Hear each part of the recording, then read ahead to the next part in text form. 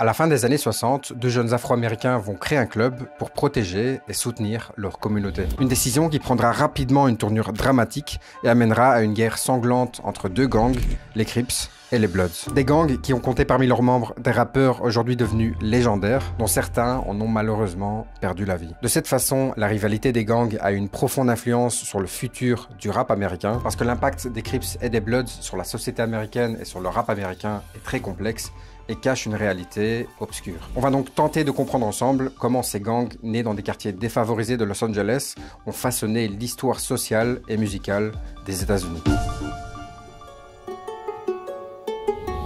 Notre histoire débute aux États-Unis et plus précisément à Los Angeles. On est alors dans les années 1950. Cet endroit ressemblait à n'importe quelle autre ville populaire des États-Unis. Il y avait les mêmes voitures, les gens portaient les mêmes vêtements et l'architecture ressemblait beaucoup à ce qu'on pouvait retrouver à Dallas ou à Miami. Mais il y avait une grande différence, c'est que la population était majoritairement noire. En réalité, c'est la Seconde Guerre mondiale qui a amené le pays à chercher de la main-d'œuvre et pour attirer cette main-d'œuvre, le gouvernement américain a décidé de rendre illégale la discrimination fondée sur la race avec le 14e amendement, ce qui a alors permis aux Afro-Américains d'obtenir du travail. Et le fait qu'ils pouvaient travailler a déclenché une migration massive vers Los Angeles. Le problème, c'est que les gens qui sont fondamentalement racistes ne vont pas arrêter de l'être du jour au lendemain juste parce que c'est illégal. Et évidemment, les discriminations n'ont pas disparu comme par magie. Et à cause de ces attitudes racistes de l'époque, les Afro-Américains n'étaient par exemple pas en mesure d'obtenir des prêts pour des maisons dans d'autres quartiers. Du coup, logiquement, certaines régions de la ville connaissaient une concentration d'Afro-Américains, où on pouvait quasiment trouver aucun blanc. En gros, les noirs et les blancs ne se mélangeaient pas et ils étaient séparés dans différentes parties de la ville. Mais tout ça allait évidemment beaucoup plus loin que ça,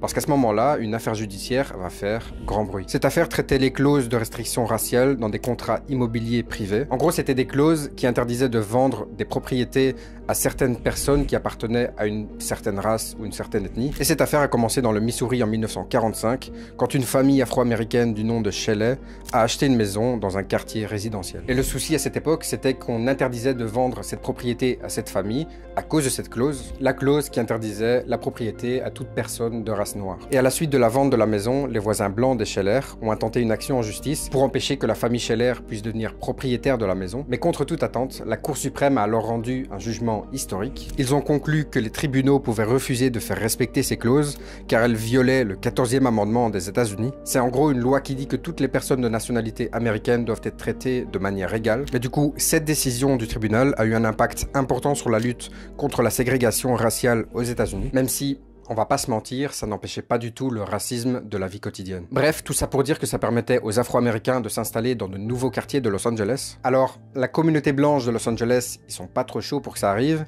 Du coup, ils vont se tourner vers d'autres méthodes, des méthodes qui demandent de l'aide de la police. Et un chef de la police en particulier va prendre ça à cœur en faisant tout ce qu'il peut pour faire fuir les Afro-Américains qui voudraient venir s'installer dans les quartiers blancs. Ce policier, c'est William Parker. Devenu chef de la police de Los Angeles en 1950, il va complètement transformer le département de police de Los Angeles. Ce chef de police qui au départ est connu pour se battre contre la corruption à Los Angeles qui est énormément présente, va alors devenir tristement célèbre pour avoir intimidé les citoyens afro-américains en les faisant fuir des quartiers blancs et les ramener dans ce que les blancs appelaient leur quartier de la vie. Les policiers vont alors constamment arrêter les afro-américains en rue qui se rendent dans les quartiers blancs. Ils les arrêtent d'ailleurs dans la plupart des cas pour aucune raison vraiment valable et les afro-américains qui osent alors se rendre dans les quartiers blancs connaîtront énormément de violences policières. On attribue d'ailleurs principalement à William Parker la création du fossé entre les habitants afro-américains et la police de Los Angeles, parce qu'en 1965, sa gestion d'un événement particulier va déclencher énormément de critiques envers lui. On est le 11 août 1965 quand Marquette Frye, un homme noir de 21 ans, est arrêté au volant de la voiture de sa mère par un policier californien blanc qui le soupçonne d'avoir bu. Après un contrôle qui se révèle être positif, le policier décide de l'arrêter. Problème, Marquette Frye refuse de les suivre et on sait pas vraiment comment, mais sa mère va finir par l'apprendre et elle va se rendre alors sur les lieux de l'arrestation. C'est là qu'elle va alors s'en prendre verbalement à son fils, devant énormément de policiers et des passants curieux. Jusque-là, pas de quoi créer une émeute, mais la situation va rapidement dégénérer. Quelqu'un aurait alors poussé la mère de Marquette Frye, et dans la confusion, Marquette lui-même va recevoir un coup. Il décide alors de sauter sur un policier, et les policiers appelés en renfort vont alors tenter de l'arrêter et de l'emmener de force. Et en réalité, pour les Afro-Américains, c'était en quelque sorte l'arrestation de trop. Parce que des témoins de la scène vont prévenir d'autres habitants que les policiers ont arrêté un Afro-Américain de la ville de Watts. Et alors que Marquette Frye et sa mère sont arrêtés et emmenés au poste de police, la population locale va commencer à se rendre en masse sur les lieux. Des groupes groupes vont rapidement se former et s'en prendre verbalement et physiquement aux policiers, et des renforts de police deviennent alors la cible de lancers de pierre et de morceaux de béton. Des voitures et des bâtiments d'habitants blancs sont incendiés, et la ville de Watts se transforme alors petit à petit en un véritable champ de bataille. Et au lieu de calmer les choses, le chef de la police, William Parker, applique une politique d'arrestation de masse. Après environ une semaine de violence constante, on compte près de 1000 blessés, 3500 arrestations et 34 morts, dont 23 civils tués par les forces de l'ordre. Les dommages matériels sont estimés à environ 40 millions de dollars, et au cours des années qui suivent, d'autres grandes villes des États-Unis sont le théâtre de violences urbaines dont les tensions raciales sont généralement le détonateur. Des mouvements révolutionnaires de libération afro-américaine comme les Black Panthers vont connaître le jour, et à partir de ce moment-là, la population afro-américaine décide de ne plus subir leur statut et de se battre pour leurs droits. Tout ça pour dire que cette histoire va amener à la création de gangs de rue pour permettre aux jeunes hommes noirs de protéger leur communauté. Mais cette partie de l'histoire, c'est un groupe bien particulier de jeunes afro-américains qui va s'en charger. Parce que suite à ces événements, les rues de Los Angeles vont donner naissance à l'un des gangs les plus réputés de l'histoire, les Crips.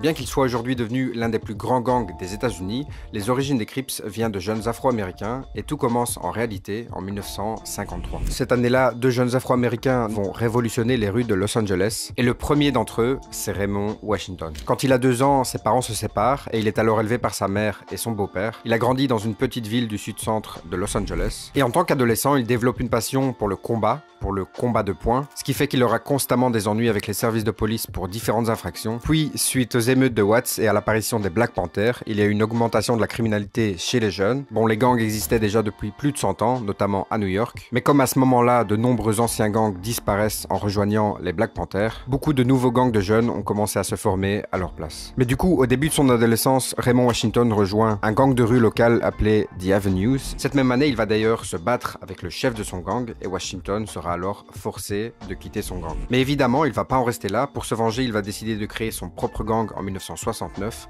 un gang qu'il va nommer Baby Avenues. Et 2 ans plus tard, il va décider de contacter un autre personnage très important de notre histoire, Stanley Tookie Williams, plus connu sous le nom de Tookie. Il est né tout comme Washington en 1953 et son père à lui aussi a abandonné la famille quand il était très jeune. Du coup, à l'âge de 6 ans, il vit avec sa mère et ils vont alors déménager à Los Angeles. Et comme la mère de Tookie Williams occupait plusieurs emplois en même temps pour subvenir à leurs besoins, Tookie avait toujours vécu quasiment seul. C'est de cette façon que lui aussi s'est livré à des délits dans les rues de Los Angeles. Il va alors commencer à gagner un peu d'argent, mais d'une façon un peu spéciale. Parce qu'il était en fait payé pour participer à des combats de rue. Avec son talent pour la bagarre, il a gagné le respect de nombreux gangsters du côté ouest de Los Angeles, des gangsters qui étaient formés en réalité de petits groupes, et dont le chef de gang était d'ailleurs souvent le plus fort d'entre eux. C'est comme ça que de fil en aiguille, à l'âge de 15 ans, Tookie a été invité dans un gang, et logiquement, il est très rapidement devenu le chef de gang en battant au combat tous les membres un par un. On se retrouve alors en 1969, Tookie est arrêté à Inglewood pour vol de voiture. Pendant son séjour au centre de détention tout en restant chef de gang, il se découvre une nouvelle passion pour l'haltérophilie. Et 2 ans plus tard, à sa sortie de prison, Tookie a doublé de volume. À l'âge de 17 ans, il est tout simplement plus fort que n'importe qui dans la rue. Et c'est donc à ce moment-là qu'il sera contacté par Raymond Washington. Les 2 adolescents, qui avaient connu les émeutes de Watts à l'âge de 12 ans, avaient accumulé une haine en eux, une haine qu'il fallait absolument faire sortir. C'est un ami de Raymond Washington qui lui avait parlé du talent de Tookie pour les combats de rue et surtout de à quel point il avait soif de bagarre. Washington aurait alors proposé à Tookie de former plusieurs groupes de gangs sous leur influence dans les régions de Los Angeles. Washington se charge alors du côté est et Tookie du côté ouest. Et tu t'en doutes, Tookie était très motivé à l'idée du projet, mais avant ça, il fallait tout de même trouver un nom à leur gang. Ils ont alors commencé à créer une longue liste de noms potentiels et les 3 choix finaux étaient Black Overlords, les assassins et les Crips. Tu l'as compris, ils ont fini par choisir le dernier de ces noms, qui signifiait d'ailleurs berceau. Ils avaient donc principalement choisi ce nom par rapport à leur jeune âge. Par la suite, leur nom a évolué pour devenir Crips avec un P, et ça pour une raison bien précise. À ce moment-là, les membres étaient influencés par la Blaxploitation, un courant culturel et social du cinéma américain qui a revalorisé l'image des Afro-Américains. Enfin, ça c'est le but initial, mais en réalité, la plupart de ces films étaient remplis de clichés et de violence, avec principalement de la prostitution, de la drogue et des meurtres. Mais malgré ça, ce courant du cinéma va quand même largement influencer les gangs. Et ils vont alors commencer à s'habiller comme les acteurs dans ces films, principalement comme les pimps, les proxénètes. Ça peut inclure des vêtements de couleurs vives, beaucoup de bijoux, des accessoires comme de grands chapeaux ou des manteaux en fourrure, et le plus important, une canne. Et c'est d'ailleurs à cause de ces cannes que les gens vont commencer à les appeler les boiteux, ou plutôt The Cripples, et c'est donc de là que cette nouvelle appellation avec un P des Crips viendrait. Mais à ce moment-là, les membres des Crips ne portaient toujours pas de couleur qui les distinguait des autres. Mais ça allait changer peu après ça, quand un membre important du gang va décéder. Ce membre, c'était Curtis Morrow, un ami proche de Tookie, qui était plus connu sous le nom de Bouddha. Mais surtout, il était connu pour porter des chemises bleues et un bandana bleu dans la poche arrière gauche de son pantalon. Et du coup, à son enterrement, pour lui rendre hommage, tous les membres du gang ont décidé de porter ce bandana bleu, une couleur qui deviendra alors la couleur officielle des Crips. À l'origine, les Crips ont donc été créés pour que les communautés afro-américaines puissent se protéger seules. L'un des objectifs principaux des Crips était donc de répondre à l'augmentation de la violence dans les quartiers. Ils voulaient surtout intimider la police pour avoir la paix. Les fondateurs Tookie Williams et Raymond Washington voulaient donc fournir un sentiment de solidarité et de protection aux Afro-Américains. Mais au fil du temps, les Crips ont été confrontés à certains problèmes qu'eux-mêmes n'avaient pas anticipés. Dans les années qui ont suivi leur création, les Crips ont connu une expansion spectaculaire. Ce succès a été attribué en grande partie à leur capacité d'attirer de jeunes Afro-Américains dans des quartiers marqués par la pauvreté. Et l'expansion des Crips a aussi été entachée par des activités criminelles, y compris le trafic de drogue et les meurtres. Ce phénomène a eu des répercussions importantes sur les communautés où ce gang était actif. Parce qu'en l'espace de quelques années, des rivalités internes, des influences extérieures et d'autres facteurs ont transformé le groupe pour en faire une organisation dangereuse. Les fondateurs détenaient alors à ce moment-là un monopole sur les activités criminelles dans ces zones. Et les Crips sont alors devenus l'un des gangs les plus grands et les plus violents de Los Angeles et ensuite des États-Unis. De cette façon, en quelques années, une grande partie des dirigeants originaux des Crips étaient emprisonnés ou décédés. Mais en dehors de ça, pendant leurs premières années, les Crips ont développé une culture à part entière. Il y a notamment le Crip Walk, plus connu sous le nom de Sea Walk. C'est une danse qui au départ est un rituel réalisé par les Crips après avoir assassiné ou tabassé un membre de gang adverse. Et dans cette danse, on peut par exemple remarquer qu'ils essuient le sang de leurs victimes de leurs chaussures. Il peut aussi être pratiqué pour célébrer l'arrivée d'un nouveau membre ou pour alerter le gang de l'arrivée de la police. Certains rappeurs très connus comme Ice Cube ou Snoop Dogg l'ont d'ailleurs déjà pratiqué sur scène. Et aujourd'hui, c'est devenu une danse qui se pratique plus largement dans la culture hip-hop. Au fil du temps, les Crips se sont mis à communiquer de façon un peu spéciale. Évidemment, au début, ils ont utilisé d'autres langues que l'anglais, notamment le Swahili, qui est parlé dans plusieurs pays d'Afrique. Les membres des Crips utilisaient cette langue en prison pour communiquer sans être compris par des gardiens ou des membres de gangs rivaux. Mais à côté de ça, il y a tout de même une particularité qu'on ne pourrait peut-être pas soupçonner. Les Crips avaient par exemple pour habitude d'apporter des modifications spécifiques à leur alphabet. Ils remplaçaient ou supprimaient des lettres dans certains mots. La combinaison des lettres CK par exemple, qui voulait dire Crip Killer, était souvent remplacée par un double C. Et au sein de certains groupes de Crips, la lettre B est considérée comme un manque de respect. Parce que pour eux, cette lettre elle fait référence au gang rival, les Bloods. Tout comme les Crips, les Bloods eux aussi ont été fondés à Los Angeles et ils prennent racine dans un plus petit gang du nom de Piru. Un gang fondé en 1968 à Compton, une ville de Los Angeles principalement connue à cause de la violence qui y est présente. Et cette réputation de ville dangereuse a d'ailleurs été illustrée par différents groupes de gangsta rap, notamment NWA avec leur album Straight Outta Compton. Les Piru sont donc considérés comme les précurseurs des Bloods. C'est pourquoi les Bloods sont parfois aussi simplement appelés Piru. Même si c'est pas tout à fait juste parce que tous les Bloods ne sont pas forcément des Piru. Mais bon, on n'en est pas encore là parce qu'en 1969, les Bloods n'existent pas en tant que tels, et ce sera en réalité 3 ans plus tard qu'ils vont réellement s'appeler comme ça. Les Crips vont alors faire la une des journaux quand 20 jeunes du gang agressent un jeune afro-américain qui en réalité n'a rien à voir avec ces gangs, et ça simplement parce qu'il refusait de leur donner sa veste en cuir. Cette affaire va alors faire le tour des États-Unis. Les Crips vont rapidement grandir en nombre, et logiquement les Piru vont commencer à flipper un petit peu. Ils se mettent alors d'accord avec d'autres petits gangs pour former une alliance qui s'oppose aux Crips, et cette alliance est alors devenue plus connue sous le nom de Bloods. Ils ont adopté ce nom parce que comme ils étaient environ 3 fois moins nombreux que les Crips, ils devaient être beaucoup plus violents, et contrairement aux Crips qui se battaient alors principalement avec les poings, les Bloods n'hésitaient pas à utiliser des armes à feu et des couteaux pour se défendre face aux Crips. Et comme les Crips avaient déjà choisi la couleur bleue, les Bloods ont décidé de s'approprier la couleur rouge, qui va d'ailleurs très bien avec leur nom. Cette couleur, aussi utilisée dans leur style vestimentaire, avait pour but de renforcer le sentiment de solidarité dans le groupe, et les Bloods ont donc initialement été créés pour pouvoir faire face à l'influence des Crips à Los Angeles. Mais en réalité, le début de cette rivalité est né en 1969, quand Raymond Washington et d'autres Crips ont attaqué un certain Sylvester Scott et un ami à lui. Et à partir de ce jour-là, Sylvester Scott a décidé de se venger en formant un gang rival. Et quelques semaines seulement après la création des Bloods, un certain Frederick Garrett va finir par se faire assassiner par les Crips, et il sera alors le tout premier Blood assassiné par les Crips. Quelques jours plus tard, les Bloods se sont vengés en assassinant un membre des Crips, et de fil en aiguille, ils ont fini par s'entretuer. Et au fil du temps, aussi bien les Crips que les Bloods se sont répandus à travers les États-Unis. Mais contrairement aux Crips, les Bloods sont très peu structurés. Parce qu'à la base, ils sont formés de différents petits gangs qui ont chacun leur propre chef et fonctionnent indépendamment des autres. Le chef est alors souvent un membre plus âgé, avec un passé criminel plus étendu. Et la majorité des membres du groupe sont appelés des soldats. Ces soldats ont entre 16 et 22 ans, et ils ont la réputation d'être très violents et dangereux, parce que ils sont prêts à tout pour obtenir le respect des autres membres. Et entre eux, les membres des Bloods s'appellent parfois les CK pour Crip Killer. Et en plus de ça, tout comme les Crips, ils marquent principalement leur territoire avec des graffitis. Et d'ailleurs, souvent, à travers ces graffitis, les deux gangs peuvent inclure des symboles de gangs rivaux, mais dessinés à l'envers, et il s'agit alors d'une insulte envers le gang rival.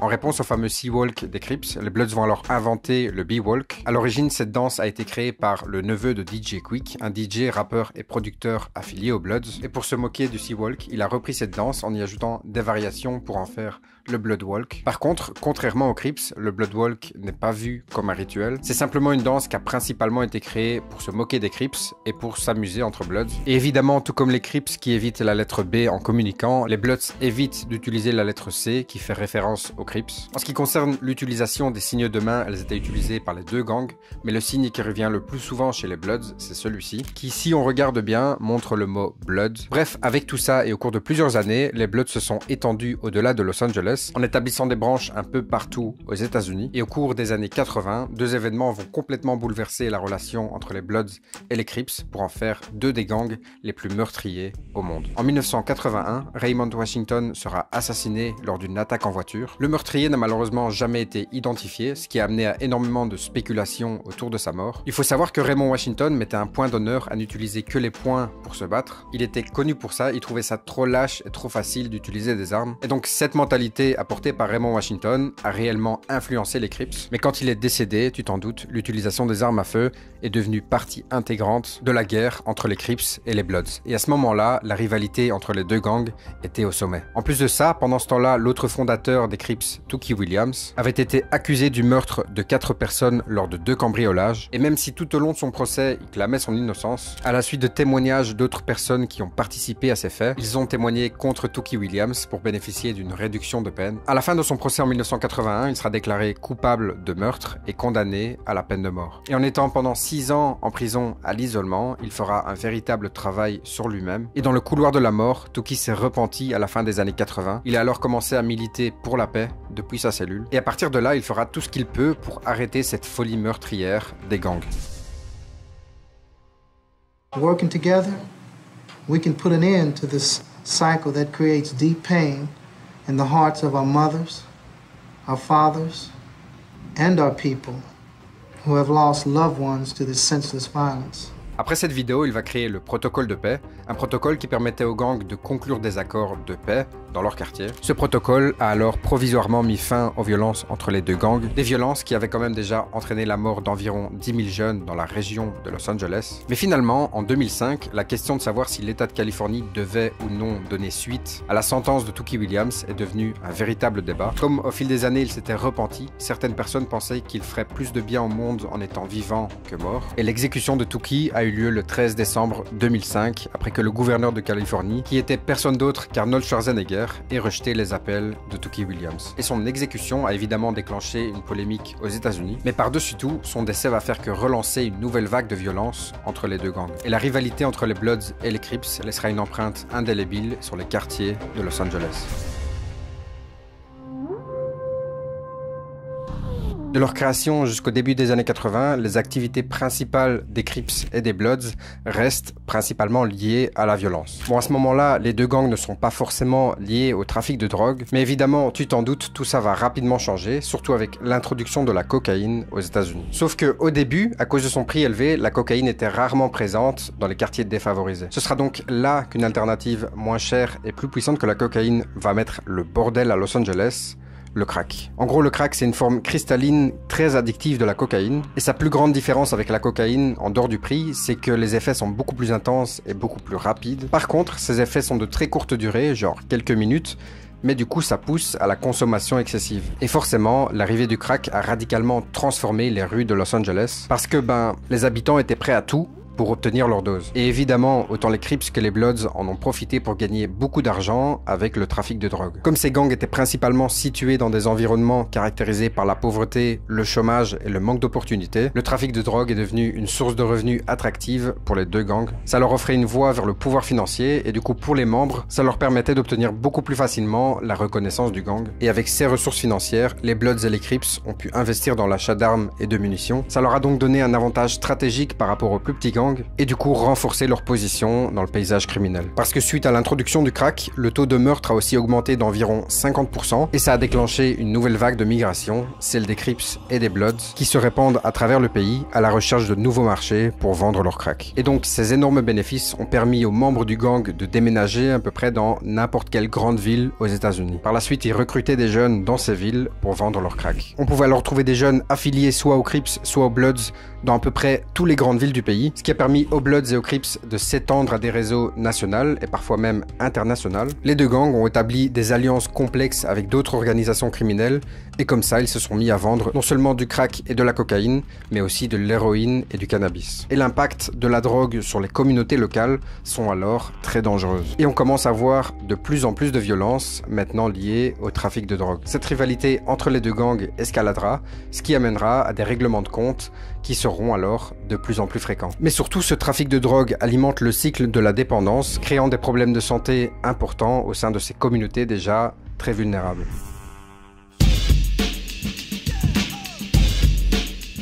Évidemment, le début du rap aux États-Unis marque une nouvelle ère musicale, mais pour retracer l'histoire du rap américain, il faut comprendre qu'au début, le genre est principalement influencé par la funk, une fusion de plusieurs styles musicaux. Le hip-hop émerge d'abord en tant que mouvement culturel dans le Bronx à New York, englobant des éléments tels que le DJing, le MCing, le breaking et l'art du graffiti, alors que le hip-hop évolue sur la côte Est, la côte Ouest elle aussi développait son propre style, mais ce sera que bien plus tard que l'association avec le monde de gang sera fait, quand des rappeurs comme Ice-T, LL Cool J ou encore le groupe new-yorkais Run DMC vont commencer à faire de la musique hip-hop plus violente en abordant des thèmes comme la drogue et les meurtres. Et ce sera qu'en 1988 qu'un groupe de musique bien particulier va révolutionner ce style pour en faire ce qu'on appelle aujourd'hui le gangsta rap.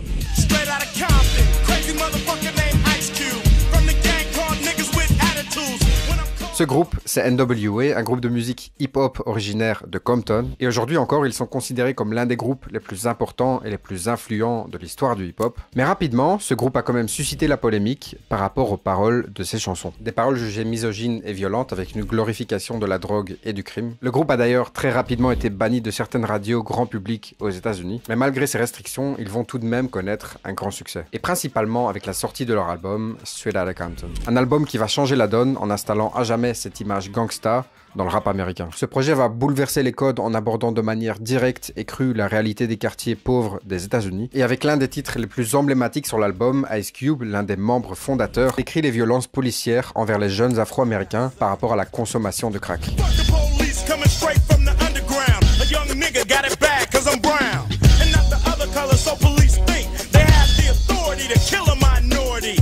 Évidemment, tu t'en doutes, ce titre ne fera pas du tout rire la police, qui enverra d'ailleurs une lettre au label du groupe, ce qui classera le groupe comme hardcore et les forcera à ajouter la mention Parental Advisory sur leur album. Et à partir de là, NWA se présentera comme le groupe le plus dangereux au monde. Et en réalité, il porte plutôt bien ce nom, parce que Eazy-E et Ice Cube, les deux membres fondateurs de NWA, avaient des liens avec le quartier de Los Angeles où les Crips étaient présents. Ils assumaient donc le fait de faire partie des Crips, et leur musique a contribué à mettre en lumière les injustices auxquelles ils étaient confrontés. You're never poor when you're doing something creative. Right. When you're putting something together creative, you ain't thinking about nothing but that. You know, it's a focus and it's a energy in doing something positive that helped us be where we are today. You know, I always said we was constructive and not destructive, even though we was living in a destructive neighborhood. Après ça, on entre dans l'ère du G-Funk, un sous-genre du gangsta rap caractérisé par des mélodies entraînantes et des rythmes relaxants. Dr. Dre sera alors le pionnier de ce genre en le popularisant avec son album The Chronic. Au cours des années suivantes, énormément d'artistes vont décider de s'affilier à des gangs, d'ailleurs souvent de manière non officielle. On a par exemple Snoop Dogg qui rejoint les Crips et Tupac Shakur qui va s'associer aux Bloods. Mais parallèlement à ça, un nouveau groupe de musique un peu particulier va émerger. Il s'agit du groupe Bloods and Crips, un groupe composé de vrais membres des deux gangs, et le projet a été initialement organisé par deux rappeurs qui eux-mêmes étaient membres des Bloods et des Crips. Ils ont alors lancé des auditions et les meilleurs ont été choisis pour créer un groupe et lancer un album.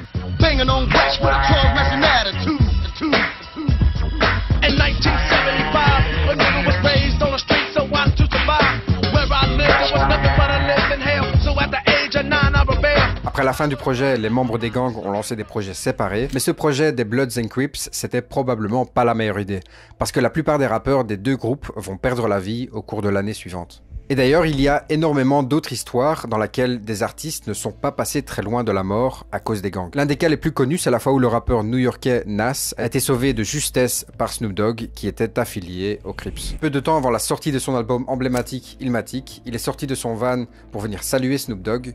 Le problème, c'est qu'il était habillé tout en rouge. En voyant ça, Snoop Dogg et les autres membres des Crips se sont mis sur la défensive, et en gros, ils étaient prêts à tirer sur Nas dès qu'ils voyaient un mouvement un peu suspect. Mais c'est là qu'au dernier moment, Snoop Dogg a reconnu le rappeur new-yorkais et a alors ordonné aux membres du gang de ne pas lui tirer dessus. Suite à ça, Snoop Dogg aurait conseillé à Nas de ne plus jamais porter de rouge ou de bleu dans les quartiers de Los Angeles parce qu'il allait finir tout simplement par se faire tuer. Mais malheureusement, certains artistes n'ont pas eu cette chance et ont fini par décéder suite à des règlements de compte entre gangs. Et probablement les rappeurs les plus connus, c'est Biggie et Tupac, des rappeurs qui tous les deux en ont fait les frais. Tupac Shakur par exemple était issu d'une famille impliquée dans le mouvement des Black Panthers, notamment sa mère qui militait pour les droits civils des Afro-Américains, et Tupac a donc fait son entrée dans le monde du rap avec une empreinte politique, et il a fini par se faire assassiner à l'âge de 25 ans. Et même si rien ne le prouve réellement, certains pensent que son affiliation aux Bloods pourrait être en partie la raison de son assassinat. Quelques mois plus tard, Biggie se fera à son tour assassiner, probablement une vengeance par rapport au meurtre de Tupac, vu que Biggie était plus proche des Crips. À ce moment-là, la rivalité entre les Bloods et les Crips n'est plus seulement à Los Angeles, mais elle s'étend de l'est à l'ouest des États-Unis. Et pour rapidement refaire un petit retour dans le passé, à la fin des années 80, Hollywood va se joindre au rap, et on va alors assister à la création de films tels que Boys in the Hood et Menace to Society, des films qui ont choqué le public en mettant en lumière la vie des quartiers défavorisés aux États-Unis. Des rappeurs importants du rap américain ont d'ailleurs joué dans ces films. À ce moment-là, l'image gangster captive tous les Américains, un peu comme les cowboys le faisaient avant eux. Et ces films ont contribué à populariser le genre du gangsta rap. Mais entre-temps, un événement aura lieu, un événement qui va complètement bouleverser cette rivalité entre les deux gangs.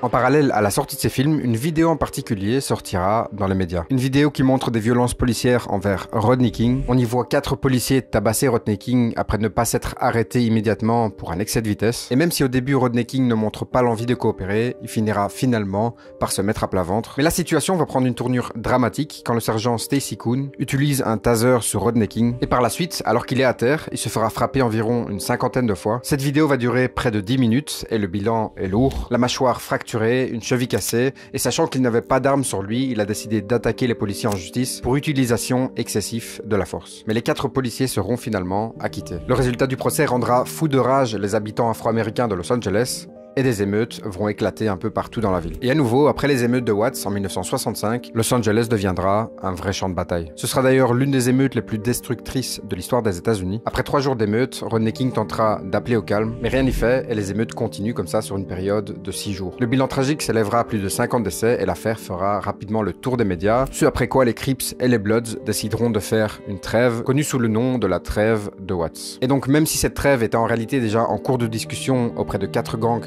3 ans plus tôt, l'arrestation de Rodney King a incité d'autres gangs, Bloods et Crips, à faire la paix. Les gangs rivaux se sont alors engagés à lutter contre la brutalité policière et à réduire la violence dans leur communauté. Suite à quoi les activités des gangs et les taux de meurtre à Watts ont chuté de façon spectaculaire et ont servi d'exemple pour d'autres quartiers. Un an plus tard, les policiers sont rejugés par un tribunal fédéral. Cette fois, après 1 mois et demi de procès, le jury déclare le sergent Stacy Coon et son officier Lawrence Powell coupables. Ils sont alors condamnés à 30 mois de prison. Et pour mettre un terme à cette histoire, la ville de Los Angeles a dû verser 4 millions de dollars à Rodney King. Et avec cet argent, il a notamment fondé son propre label de rap. Mais malheureusement, ce n'était pas la première affaire, ni la dernière, parce qu'en 2013, une énième affaire va surgir et faire réagir les Bloods et les Crips. Cette affaire, c'est l'affaire de Trayvon Martin, une polémique judiciaire suite à la mort par balle d'un jeune afro-américain dans la soirée du 26 février 2012. Trayvon rentrait chez son père quand George Zimmerman, un volontaire qui s'occupait de la surveillance du quartier, l'a vu. Il a d'abord appelé la police pour signaler un individu suspect, mais rapidement une altercation va avoir lieu entre les deux hommes,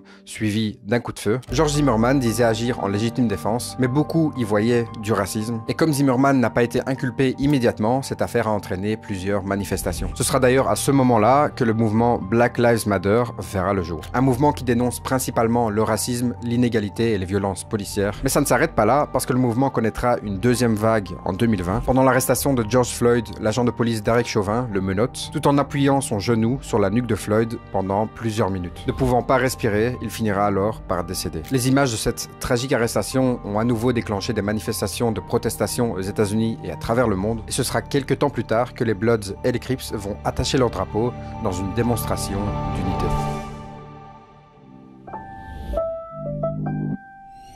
Au tournant des années 2000, le gangsta rap s'est solidement ancré dans le paysage musical américain, avec comme principale influence les gangs et notamment les Bloods et les Crips. Les artistes issus de ces communautés trouvaient un moyen à travers le rap d'exprimer leur réalité, ce qui a d'ailleurs permis à certains d'entre eux de faire une carrière dans la musique, les empêchant de tomber dans la grande criminalité des gangs. Et les artistes les plus connus, comme je l'ai déjà dit, c'était Ice-T, Ice Cube et Snoop Dogg, donc des rappeurs qui sont déjà installés depuis un moment dans ce milieu. Mais au fil du temps, le grand public lui aussi a trouvé ça cool d'appartenir à un gang. Et plus récemment, on a des artistes comme YG, Pop Smoke ou encore Lil Wayne qui se sont eux aussi associés de loin ou de près avec un gang. En plus de ça, l'ère numérique a aussi transformé la vie des gangs, notamment avec les réseaux sociaux, qui permettaient aux gangs de recruter de nouveaux membres, mais aussi de commettre des infractions à distance, des arnaques ou des vols de cartes de crédit en ligne par exemple. Et finalement, des clips et des vidéos sur YouTube notamment ont été utilisés comme méthode d'intimidation face aux autres gangs. En fait, le seul problème pour les gangs d'utiliser Internet, c'est que c'est aussi un moyen de se faire prendre facilement. Nipsey Hussle était un rappeur américain originaire de Los Angeles. Grâce à son talent musical et son engagement communautaire, il a rapidement gagné en notoriété, mais tragiquement, il va perdre la vie le 31 mars 2019 en se faisant abattre à Los Angeles. Il sera déclaré mort à l'hôpital 30 minutes plus tard. Le principal suspect, Eric Holder, est rapidement arrêté. Sa mort a choqué le monde de la musique et a posé énormément de questions par rapport aux violences dans les gangs. Il était très impliqué dans sa communauté et voulait apporter un changement positif. Logiquement, les enquêteurs ont pensé directement à un règlement de compte entre gangs vu que Nipsey Hussle et Eric Holder faisaient tous les deux partie des Crips, mais au fil du temps, il s'était quand même éloigné de ce monde pour se concentrer sur des projets pour sa communauté. Et bien que sa vie ait été tragiquement écourtée, l'héritage de Nipsey Hussle persiste à travers sa musique inspirante et son impact positif sur la ville de Los Angeles. Le rappeur Kendrick Lamar lui a d'ailleurs rendu hommage à travers l'un de ses clips, une chanson dans laquelle il parle principalement des discriminations envers les Afro-Américains. Dans le clip, on y voit le visage de Kendrick Lamar qui se transforme en plusieurs deepfakes et chacune des personnes interprète un couplet dans la chanson qui reflète ses propres perspectives. Le couplet de Nipsey Hussle est le plus long du clip et prend la forme d'un monologue à la suite de son meurtre. Mais bien avant ça, Kendrick Lamar était déjà impliqué dans la lutte contre les violences de gang. Parce que comme le père de Kendrick Lamar faisait partie d'un gang à Chicago, depuis tout petit, il a été affecté par ce mode de vie. Et donc forcément, à ses débuts, il en parle dans ses musiques, et en 2012, il va sortir ce son. All got along, they probably got me down by the end of the song. Seem like the whole city go against me. Every time I'm in the street, I hear ya, ya, ya. Une chanson qui raconte son enfance dans les quartiers pauvres de Los Angeles, entouré des Crips et des Bloods. Donc il aborde évidemment les deux gangs dans la musique, mais pas que. 3 ans après ça, il va aussi créer des chaussures en collaboration avec la marque Reebok. Et la collaboration entre Kendrick Lamar et Reebok était centrée autour de l'unité entre les Piru Bloods et les Compton Crips. Donc au fil des décennies, les rivalités entre les Bloods et les Crips ont entraîné des épisodes tragiques qui ont mis en lumière les inégalités aux États-Unis. Et dans le domaine musical, les deux gangs ont révolutionné le hip-hop en façonnant notamment le gangsta rap, un style musical qui est le reflet des réalités brutales des rues de Los Angeles. Et ça, même si malheureusement ce style a aussi contribué à des stéréotypes stéréotypes négatifs et à la glorification de ce mode de vie dangereux. Encore aujourd'hui, il y a énormément de jeunes rappeurs, ou plutôt de jeunes tout court, qui finissent en prison ou tués à cause des gangs, et malheureusement, ça ne se terminera probablement jamais. Voilà, j'espère que cette vidéo t'a plu, elle m'a demandé beaucoup de travail et de recherche, donc n'hésite surtout pas à me le faire savoir si c'est le cas. Et nous, comme d'habitude, on se retrouve très prochainement dans une nouvelle vidéo sur YouTube pour une nouvelle histoire. Back in that bag again. Whoa, whoa. Oh, say less. I'm back in that bag again. Yeah, yeah.